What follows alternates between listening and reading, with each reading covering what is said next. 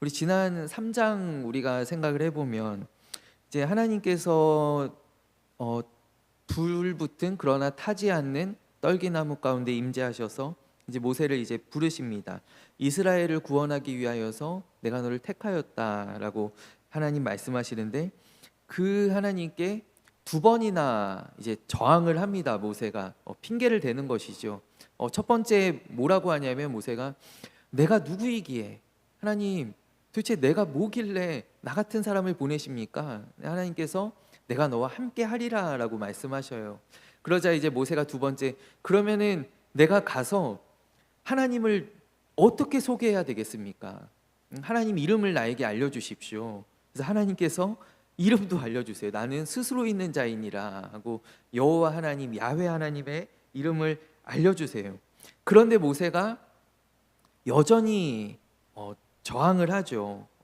그래서 이번에는 뭐라고 이야기하냐면, 내가 가도요 하나님, 제가 가도 백성들이 저를 안 믿을 거예요. 백성들이 저를 거부할 것입니다 라고 얘기합니다. 그가 40년 전에 살인을 하고 애굽을 오랫동안 떠나 있었던 그러한 사람인데, 이스라엘 백성들이 어떻게 이 사람을, 또 나이도 많이 먹었어요. 40년 만에 돌아왔는데 어떻게 신뢰할 수 있겠는가. 그리고 이미 모세는 동족들에게 거부당했었던, 동족들에게 거절당했었던 그런 트라우마가 있습니다. 안 좋은 기억이 있는데, 내가 그때 왕자였을 때에도 동족들이 거절했는데, 거부했는데, 내가 지금 이렇게 다 힘 빠진 아무것도 아닌 그런 양치기 목자가 되어서 내가 돌아가면 과연 백성들이 받아주겠습니까? 백성들이 나를 믿겠습니까? 근데 그러한 이제 모세에게 하나님께서 세 가지 표적을 주세요. 세 가지 표적을. 첫 번째가 지팡이가 뱀으로 변했다가 뱀이 지팡이로 다시 돌아오게 되는 그 표적을 보여주시죠. 이것은 뭐 그런 어떤 표적을 떠나서 이 세 가지가 왜 하나님께서 이것들을 보여주셨을까라는 생각을 저는 해보아요. 왜냐하면 뭐 하나님이 하나님이신 거를 뭐 알게 하려면은 뭐 없는 데서 있게 하시든지, 뭐 아니면 엘리야처럼 뭐 이렇게 폭풍 가운데, 뭐 지진 가운데 뭐 이렇게 하나님이 나타내실 수 있는 방법들이 많이 있는데, 하나님께서 특별히 이 세 가지, 쉽게 생각하지 못할 이 세 가지를 모세에게 보여주신 데에는, 이 세 가지가 각각 하나님께서 누구시며 하나님께서 이제 무엇을 하시려고 하시는지를 상징하는 바들이 있을 것 같다라는 생각이 들어요. 그래서 생각을 해보면, 먼저는 지팡이가 뱀으로 변하는 사건입니다. 이 뱀이라고 할 때 여러분 한번 그 고대 이집트 왕국을 떠올려 보시면은요, 고대 이집트 왕국의 그 파라오의, 지금도 이제 뭐 유물점 같은 거 하면 뭐 투탕카멘의 가면 이런 거 있잖아요. 그러면은 그 가면에, 파라오의 왕관에 뭐가 장식이 되어 있습니까? 뱀이 장식이 되어 있습니다. 코브라가, 못 보셨어요? 제 자료 사진을 가져왔어야 되는데 코브라가 여기 이렇게 달려 있잖아요. 이거 보셨잖아요. 뱀이 장식이 되어 있어요. 이 뱀이 특별히 이 나일강 하구 쪽에 있는 이 하 이집트라고 하거든요. 로어 이집트라고 하는데, 이 하 애굽의 수호신이 바로 이 코브라 형상을 하고 있는 이 와제트라고 하는 여신입니다. 이 코브라가, 이 뱀이 이집트의 수호신입니다. 그래서 이 파라오의, 바로의 왕관에도 이 코브라 모형을 이렇게 달아놓죠. 그 형상을 달아놓아요. 그렇다라는 것은 무엇이냐면, 의미하는 바가 이 왕에게는, 이 바로에게는 신적인 보호와 그리고 신의 권능이 함께한다라는 의미이고요. 또 왕을 대적하는 자에게는 이 독사잖아요. 그래서 죽음의 경고를 하고 있는 거예요. 그래서 어떤 왕의 권위와 그리고 왕의 대적자들에게 두려움을 주는 이 그 형상이 이제 뱀이다라는 것이죠. 그러니까 이 이집트의 왕의 권세를 상징하는 이 뱀이 모세의 손, 그러니까 모세가 던졌을 때 뱀이 되었고 그것을 모세가 움켜쥐었을 때 다시 지팡이가 되었어요. 그렇다라는 것은 이 이집트의 왕의 권세를 상징하는 이 뱀이 결국 모세의 손 안에 있다라는 거예요. 모세는 누구인가요? 바로 하나님께서 보내신 사람이죠. 그래서 하나님께서 보내신 이 사람의 손에 있다라는 것입니다. 그 손 안에 있다라는 것을 하나님께서 이 상징 가운데 보여주시는 거예요. 그리고 바로의 궁전에 가서도 이 모세가 만들어낸 이거는 다 바로의 술사들이 따라할 수 있는 일이었어요.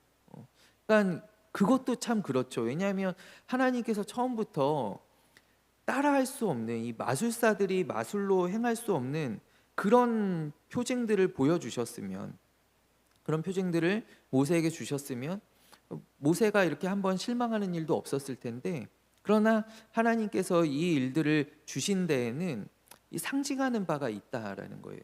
그래서 그 왕궁에서 모세가 만든 뱀이 이 바로의 술사들이 만든 뱀들을 다 삼키지 않습니까? 그러니까 그 하나님의 권위, 이 왕의 권위, 왕의 능력을 상징하는 이 뱀보다 하나님의 능력, 하나님의 권위가, 특별히 이 모세의 권위가 위에 있다라는 것을 이 사건이 보여준다라는 거예요. 상징한다라는 것이죠. 그리고 또 모세에게 뱀의 꼬리를 잡으라고 하는 것은 뭐 많은 이제 학자들이나 주석가들이 이야기할 때 용기가 필요한 일이다라고 하죠. 왜냐하면 뱀은 꼬리를 잡으면은 바로 물기 때문에, 바로 몸을 틀어서 물기 때문에 이 꼬리를 잡는 데에도 용기, 특별히 순종할 수 있는 믿음이 있어야 한다라는 거예요. 하나님, 저걸 어떻게 잡습니까? 저 못 잡아요. 이렇게. 근데 그거를 잡는 데에는 그만큼의 용기가 필요하다라는 것이죠. 그리고 두 번째 이제 모세에게 보여준 것이, 하나님께서 보여주신 것이 무엇이냐면 손에 피부병이 발하였다가 낫게 되는 사건입니다. 이 손이 눈과 같이 되었다라는 것은 눈처럼 하얗게 된 것이 아니라 눈처럼 이렇게 바스러진다라는 것이죠. 그러니까 여기 이제 껍질들이, 이 피부병이 이제 발현하여서 여기 막 이제 껍질들이 막 일어나서 이게 눈가루처럼 이렇게 막 바스라지면서 날린다라는 거거든요.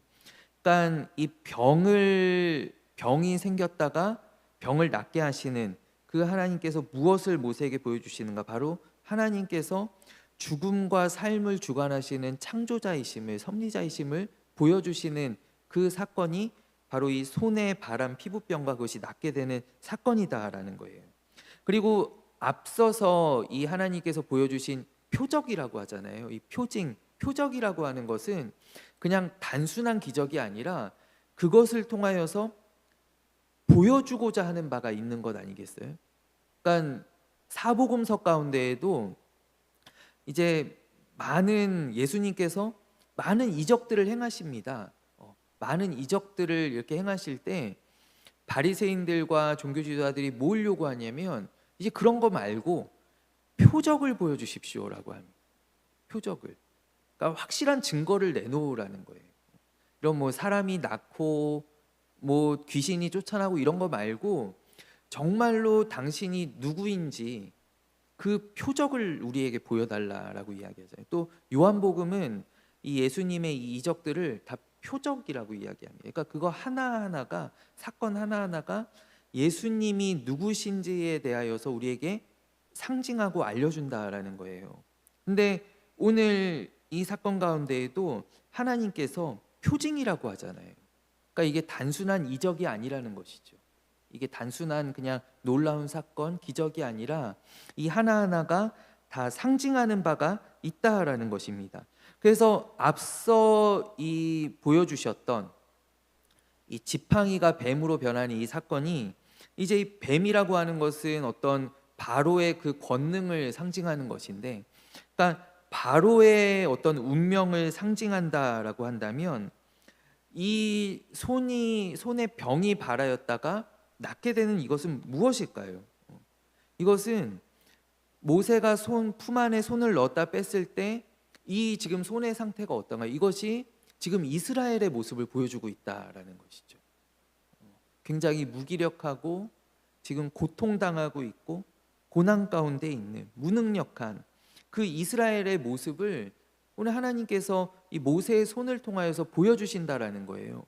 그런데 이 손을 다시 품에 넣었을 때 낳게 되었어요. 그렇다라는 것은 무엇이냐면 하나님에 의해서 구원될 것을 보여주신 사건이다라는 것이죠.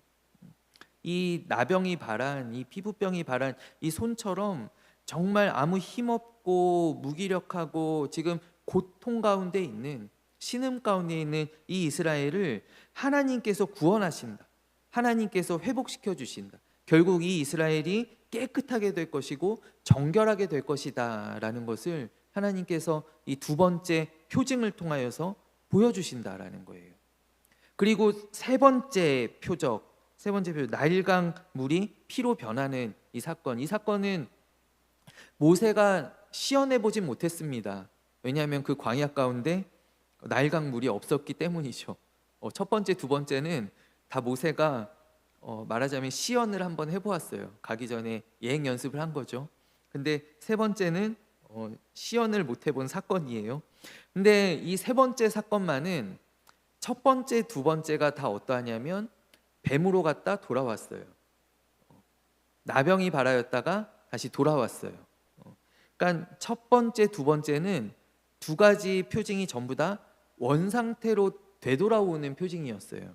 그런데 이 마지막 나일강물이 피로 변하는 것은 이제 원상태로 돌아올 수 없는 표적이었다라는 것이죠. 그렇기 때문에 그 영향력과 또 그 위험이 굉장히 광범위했다라는 것입니다. 실제로도 이 표적이 사실 애굽에 하나님께서 내리신 첫 번째 재앙입니다. 나중에 첫 번째 재앙으로 연결이 되는데, 첫 번째 재앙이 이제 나일강이 피로 변하잖아요. 그러고 나일강이 다시 돌아온 모습이 보이지 않습니다. 애굽 사람들이 다 땅을 파서 그 땅에서 나는 우물을, 지하수를 그들이 생활 용수로 쓰게 되었고, 이 나일강은 그냥 악취를 풍기며 이 피로 변한 상태로 있었죠. 이것은 오직 애굽에서만 시행될 수 있었던 그런 사건이었고, 또 고대 이집트는 이 모든 문명과 그 모든 문화들이, 거기서 발전되어 있는 모든 것들이 이 나일강에 집중이 되어 있어요. 그러니까 나일강에서 시작되고 나일강에서 끝났다라고 해도 과언이 아니죠. 이 4대 문명 가운데 그래도 가장 어떤 그 당대에는 가장 찬란했었던 가장 큰 구조물들이 지금도 발견되고, 기자의 피라미드나 스핑크스나 이런 것들이 있잖아요. 다른 4대 문명에 비할 수 없는 이 찬란한 문명을 애굽이 이루었는데 그 모든 근원이 이 나일강에 있었다라는 거예요. 그리고 고대 이집트에서는 이 나일강을 사실 어머니라고 하여서 굉장히 신격화합니다. 그러니까 이 나일강이 피로 변하였다. 이 피는 결국 생명을 상징하기도 하지만 사실 이 재앙 가운데에는 죽음을 상징하는 바가 더 크잖아요.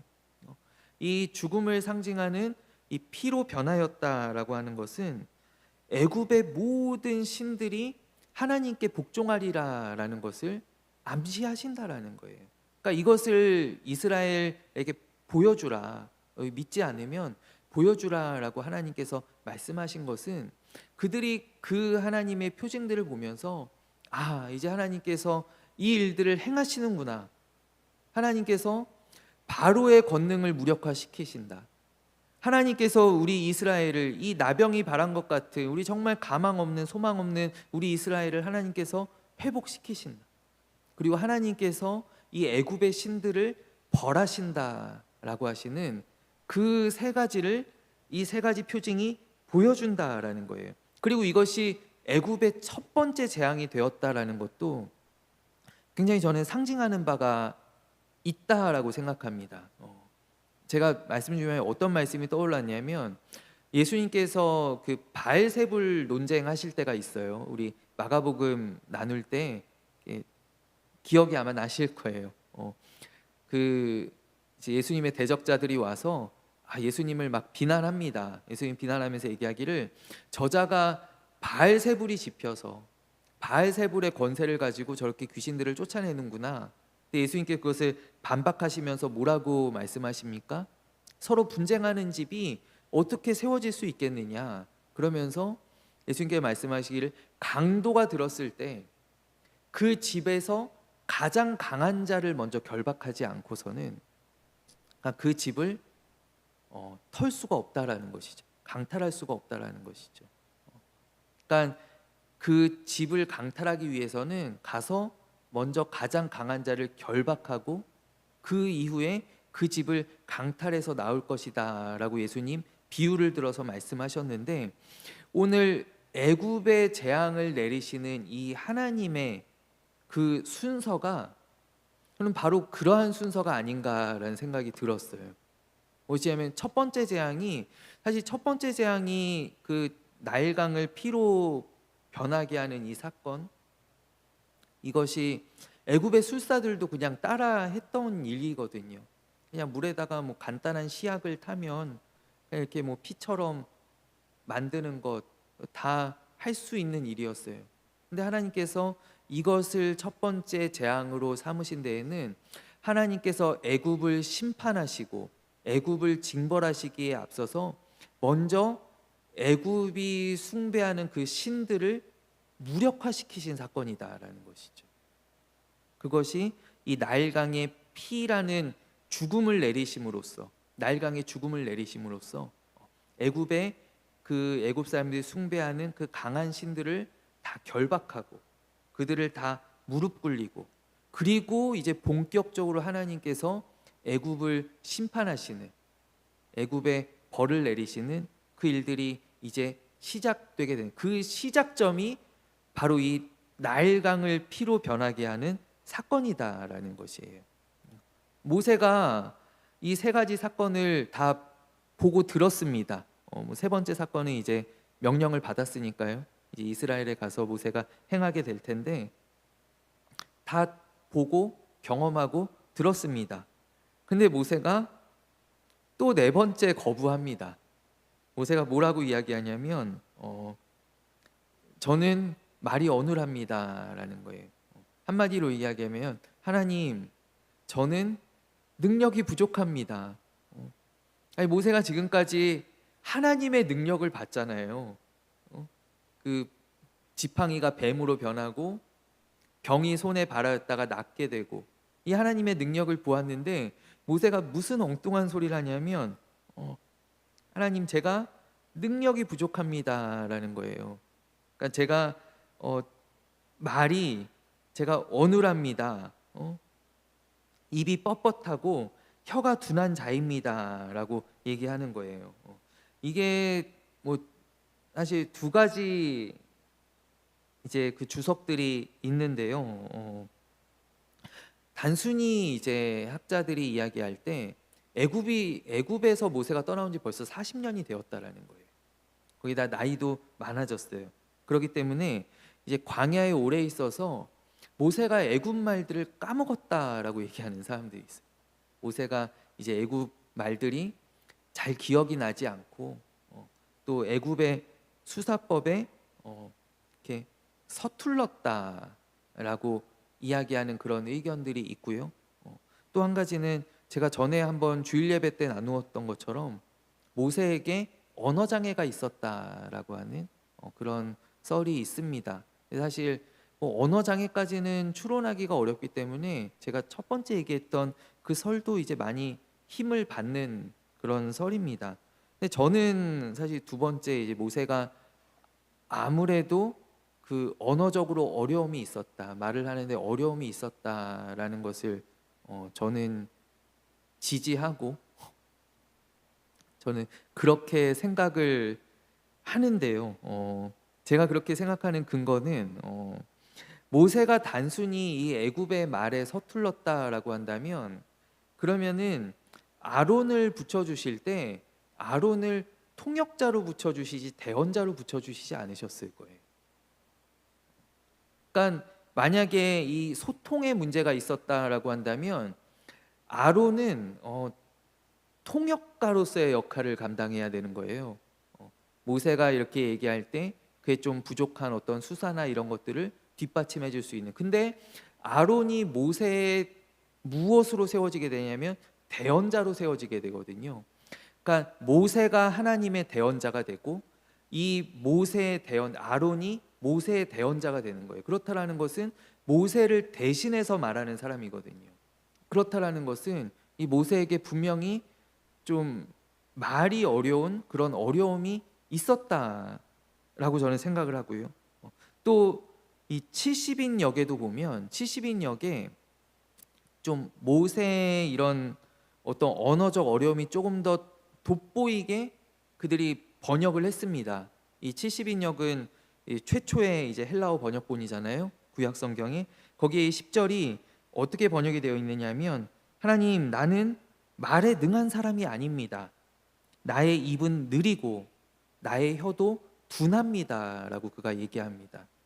그러니까 그가 조금 더 내가 어떤 수사학적으로 어떤 표현적인 문제가 있는 것이 아니라 나는 정말로 입이 느리고 말을 어눌하게 하고 내 혀가 둔하다라고 모세가 분명히 이야기를 한다라는 것이죠. 그리고 이 고대 랍비 문헌들 미드라시라고 하는 이 문헌에도 이 거기에 이제 어떤 전승이 있냐면 모세가 아기 때 뭘 잘못 집어서 입에 넣었어요. 뭘 넣었냐면은 불에 댄 숯을 입에 넣었다라는 거예요. 그래서 숯을 입에 넣어서 그 다음부터 그가 말더듬이가 되었다라고 하는 그런 설화가 있어요. 이 고대 랍비 문헌들의 그런 전승이 있습니다. 그래서 저는 모세가 언어적인 문제를 가지고 있었다라는 것, 그것을 제가 지지하는 편이고요. 그것을 하나님께서도 분명히 알고 계셨던 것 같아요. 하나님께서도 이 모세의 문제를 알고 계셨어요. 그런데 하나님께서는 모세에게 이렇게 말씀하십니다. 누가 사람의 입을 지었느냐? 누가 말 못하는 자나 못 듣는 자나 눈 밝은 자나 맹인이 되게 하였느냐? 나 여호와가 아니냐? 그러니까 나에게는 이것이 네가 가지고 있는 그 장애가 아무런 어려움이 되지 않는다라는 것을 하나님께서 확증하셔서 말씀하신 것이죠. 그리고 말씀하시기를 내가 내 입과 함께 있어서 할 말을 내가 넣어주겠다. 가르쳐주겠다. 너는 내가 지시하는 대로만 그냥 말하면 된다라는 거예요. 하나님이 이제 여기에서 저는 조금 이렇게 읽을 때 여기에서 살짝 짜증이 올라오신 것 같은 그런 느낌을 약간 받습니다. 그런데 모세가 거기에서 5번째 또 거부합니다. 5번. 야, 모세도 대단하죠. 이 그 하나님 앞에 저항하는 법으로 모세가 책을 내도 괜찮을 것 같아요. 나는 이렇게까지 하나님 앞에 저항했었다라는 거예요. 모세가 5번을 저항했어요. 그러니까 모세 이제 5번째는 뭐냐 하면 하나님 그래도 이것저것 다 따져봤을 때 그래도 도저히 안 되겠는데요 라는 거였어요. 하나님 다 알겠는데요 제가 아무리 생각해봐도 그래도 저는 도저히 안 되겠습니다 라는 것이 이 마지막 5번째 거부입니다. 근데 참 저는 놀라운 게 이 하나님의 인내가 참 대단하신 것 같아요. 이 하나님께서 성도를 견인하신다라고 하잖아요. 하나님께서 성도를 이렇게 이끌어 가시는데 그 하나님의 이끌어 가시는 방법이 무엇일까 저는 생각할 때 하나님의 인내가 아닌가라는 생각이 들어요. 하나님께서 어떤 능력을 주셔서 막 힘세게 하셔서 그래서 따라오게 하시는 것이 아니라 하나님께서 참아주시고 또 그것까지도 참아주시고 그가 하겠다라고 할 때까지 하나님께서는 계속 참아주시고 그리고 기다려주시는 것, 그것이 바로 하나님께서 성도를 견인하시는 방법이 아닌가. 저는 오늘 이 모세의 이야기 가운데에도 제가 그래서 가만 생각해 봤거든요. 제가 1년 전에 모세처럼만 했으면 여기 안 왔을 텐데 제가 그런 생각을 제가 장로님 그때 제가 명성교회에서 그 지하 카페에서 제가 처음 배웠을 때 제가 안 된다고 한 3번까지 얘기했었거든요. 아, 장님, 저 지금 금시초문인데요. 저 완전 처음 듣는 얘기인데요. 저 지금 저희 아내도 모르고 저희 지금 식구들이 아무도 모르니 제가 지금 어떻게 답을 드릴 수가 없습니다. 그래서 제가 한 2번, 3번 이렇게 제가 이렇게 완곡하게 이제 의사를 표현을 했었는데 장로님도 계속 제 말 안 들으시고 계속 임마누엘 교회 좋다고 이 얘기만 계속 하시더라고요. 근데 제가 모세처럼 그랬으면 뭐 만약에 장로님 저는 공황장애가 있습니다 사실. 장로님 제가 좀 이렇게 약간 좀 말주변이 좀 떨어지는데요. 이렇게 했으면 아마 안 오지 않았을까. 근데 하나님은 참 대단하신 거죠. 하나님께서 모세를 택하시고 하나님께서 택하셨을 때 모세를 반드시 쓰셔야 되겠는 거예요. 그 하나님의 인내가 오늘 말씀 가운데 너무 저는 많이 느껴졌어요. 그럼 제가 또 누구를 생각해 보게 되냐면요, 요나를 생각해 보게 돼요. 요나가 그도 모세처럼 계속 거절하잖아요. 하나님 이게 도대체 무슨 일입니까? 니느웨로 가라니요. 그 사람들 나쁜 사람들이에요. 이러면서 요나가 다시스로 가고 요나가 욥바로 가고 거기에서 딴 데 가는 배를 타고 그리고 심지어 거기에서 다시 한번 돌이킬 기회가 있었는데 선원들한테 뭐라고 얘기하냐면 나를 바다에 집어 던지라 그러잖아요. 자기 죽어도 못 가겠다는 거예요. 바다에 집어 던지라 그러고 그리고 그가 결국 해서 순복해서 결국 하나님의 일들을 하는데 그리고 하나님의 뜻이 이루어지죠. 니느웨를 향하신 하나님의 뜻이 이 요나 덕분에 이루어져요. 이스라엘을 구원하고자 하시는 그 하나님의 계획이 결국 모세 덕분에 이루어져요. 모세 때문에 이루어져요.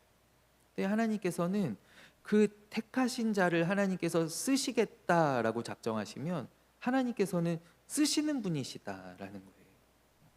오늘 이 모세 이야기 가운데 우리 한 사람 한 사람을 향한 그 하나님의 계획과 또 나를 기다려 주시는 그 하나님의 인내와 또 나에게 모든 필요한 것들을 구비하여 주시는 그런 하나님의 예비하심과 또 하나님의 부어 주심들을 우리가 오늘 말씀 가운데 우리 각 사람이 또 깨닫게 되고 또 그것을 경험하게 되기를 간절히 원합니다.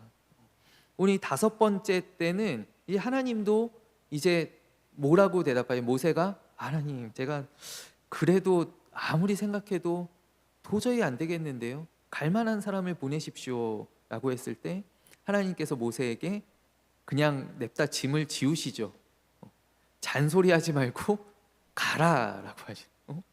이제 쓸데없는 소리 하지 말고 이제 5번이나 내가 다 들어줬으니까 이제 가라 라고 하실 때 모세가 가기로 이제 그 지팡이를 손에 들고 가기로 결단을 합니다. 여기에서 하나님께서 아론을 준비시켜 주시는데요. 우리가 생각하기를 아론이 요거 하나만 하고 이제 말씀을 마치려고 해요. 아론이 하나님께서 모세가 하도 거절하니까 아론을 어떤 임시 방편처럼 하나님께서 임기응변으로 아론을 예비시키셨다. 아론을 딱 제시하셨다라고 이렇게 보여질 수도 있을 것 같아요. 근데 사실 하나님의 계획하심 가운데 저는 이 아론이 하나님께서 모세에게 그래 그러면 이렇게라도 해보지 않을래? 한번 이렇게 하면 좀 할 수 있겠니? 이렇게 제시하신 걸 임시 방편이 아니라 하나님께서 모세의 그런 약점들을 아시고 그러니까 모세가 하나님께 거절하기 전에 이미 하나님께서 모세의 그런 약점들을 다 아시고 미리 예비해 놓으신 바로 조력자라는 거예요. 그래서 모세가 하나님께 이렇게 얘기할 때 하나님께서 뭐라고 말씀하시냐면 너의 형 아론이 있지 아니하냐? 너의 형 아론이 있지 않냐? 그가 너를 지금 만나러 나오고 있다라고 얘기하세요. 그러니까 아론이 이미 모세가 하나님께 항변하기 전부터 하나님께서 아론에게 지시하셔서 아론이 모세를 만나러 지금 애굽에서 출발해 있다라는 거예요. 그래서 이제 모세가 이제 미디안을 떠나서 애굽으로 가는 여정 가운데 이제 먼저 이제 마중 나온 형 아론을 만나고, 그리고 함께 이제 이스라엘 장로들 앞에 가서 하나님께서 나를 보내셨다라는 것을 그가 이야기하는데, 그 아론을 하나님께서는 이미 준비하시고 이미 모세에게 보내신 상태였다라는 것이죠. 그러니까 이것이 참 너무 놀라운 은혜인 것 같아요. 그러니까 하나님께서 우리에게 짐을 맡기실 때 뭐 그것이 뭐 저를 통해서 나타날 수도 있고, 그래서 목사님 저 못해요, 목사님 저 너무 바빠요, 이게 뭐가 어려워요, 어려움이 있어요. 근데 하나님께서는요, 나에게 무엇을 맡기실 때 미리 필요한 것들을 다 구비해 놓으신 상태로 우리에게 맡겨 주신다라는 거예요.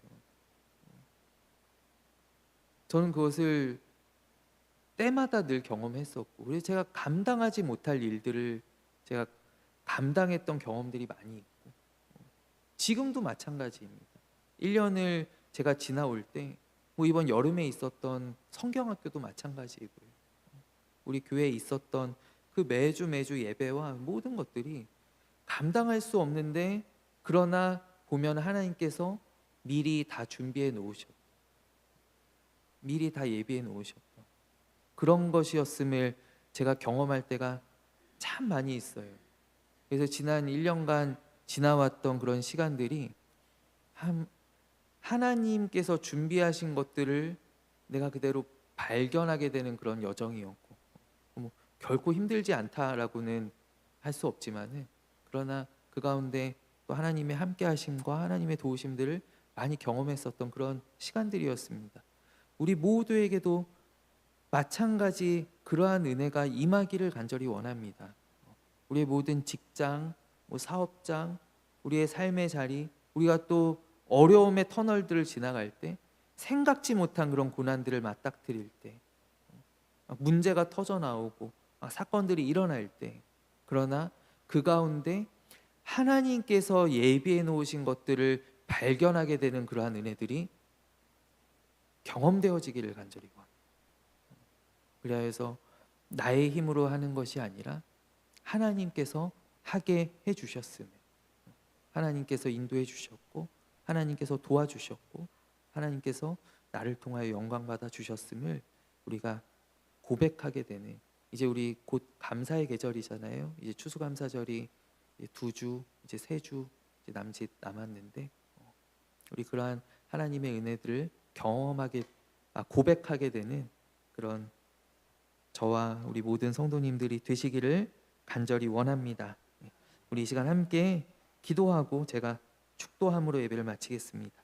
하나님 아버지, 오늘 5번이나 하나님께 거절하는 그 모세를, 그러나 하나님 끝까지 포기하지 않으시고 그를 세우시고 그를 사용하시기 원하시는 아버지, 그 하나님의 마음, 바로 우리를 향하신 하나님의 마음이고 또 우리에게 주시는 하나님의 은혜인 줄 우리가 믿고 감사를 드립니다. 아버지, 지나온 또 1년, 이제 벌써 추운 겨울이 성큼 다가왔고, 이제 한 해를 돌아보는 그런 시간들에 아버지, 돌아보면 모든 것이 하나님의 은혜였고 아버지, 내 힘으로 한 것이 하나도 없음을 주여 고백합니다. 주님, 우리의 영원한 하나님이 되셔서 아버지, 우리를 저 영혼까지 인도하여 주시옵고 아버지, 이 험한 세상길을 그러나 하나님 바라보며 하나님 의지하는 믿음으로 나아가는 아버지, 우리 모든 믿음의 경주자들이 되게 하여 주옵소서. 모세와 같은 사명자들이 되게 하여 주옵소서. 아버지, 오늘 이제 돌아갑니다. 오늘 또 한 주의 중간에 우리 교회로 인도하여 주신 주님 감사드리고, 돌아가는 우리의 발걸음 가운데 하나님 주시는 소망과 또 기쁨이 넘쳐나게 하시고 아버지, 남은 한 주도 또 승리하는 아버지, 우리 복된 믿음의 자녀들이 다 되게 하옵소서. 아버지 금요기도에도 많이 나오게 하시고 우리 주일 예배 부응하게 하여 주시고 우리 놀라운 하나님의 역사들을 아버지 우리 임마누엘 교회가 경험케 하여 주옵소서. 살아계신 예수 그리스도의 이름으로 기도하옵나이다. 아멘.